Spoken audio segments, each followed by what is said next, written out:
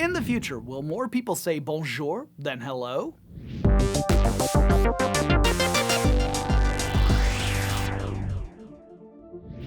Language is amazing. It gives us the ability to communicate complex thoughts, emotions, and intent. It evolves over time as we invent new words and stop using older ones. It gives artists the ability to engage our imaginations. But what will language be like in the future? That's a tricky question. Today, the most prevalent native language is the Chinese language. More than 1 billion people speak it as their native language, with an estimated 1 billion of them specifically speaking Mandarin.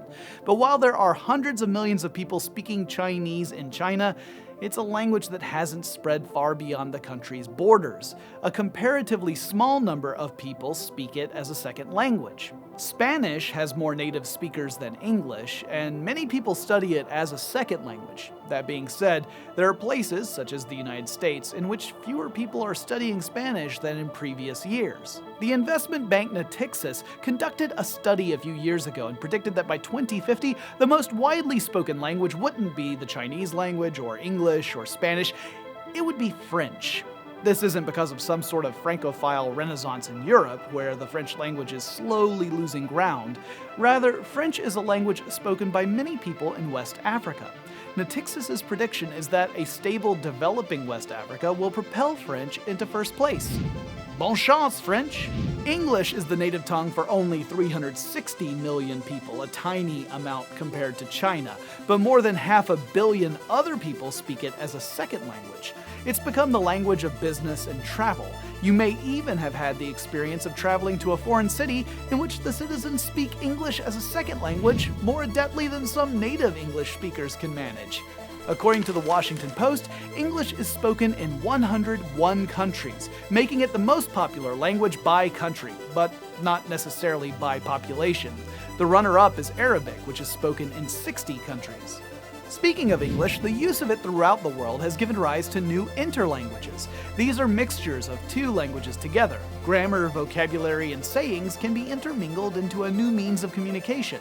The Spanish-English hybrid, sometimes called Spanglish, is an example, but there are others, such as Singapore's Singlish.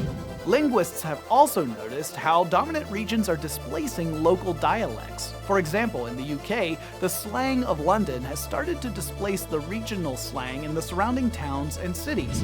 There's a mad dash going on in the linguistic world right now to preserve some of these dialects before they fade into history. Then there's the ways in which technology has shaped our language. I doubt linguists of the 1980s would have been able to predict the rise of the emoji. Emojis can sometimes transcend linguistic barriers, providing people with a means of communication even if they don't share a common language. Then again, there are some pretty significant differences in cultural values around the world, so communicating through glyphs isn't a surefire win. We're also seeing translation technology improve over time. The idealized goal of this tech is the universal translator, something that could facilitate communication between people speaking any language at all. If we can nail that, we might see the trend of languages spreading from one area to another reverse itself. Perhaps we'll see a new rise in regional dialects and sayings as we rely upon our technology to make sure everyone is still on the same page. That's an idiom, meaning we all share a common understanding. What do you think language will be like in 100 years? Or how about 1,000? Keep in mind the modern form of English has only been around for about 500 years. I want to hear your thoughts in the comments below. Thanks to Toyota for sponsoring this episode. If you enjoyed it, click on the like button to show your love, and be sure to subscribe to Forward Thinking and join our think tank. Au revoir!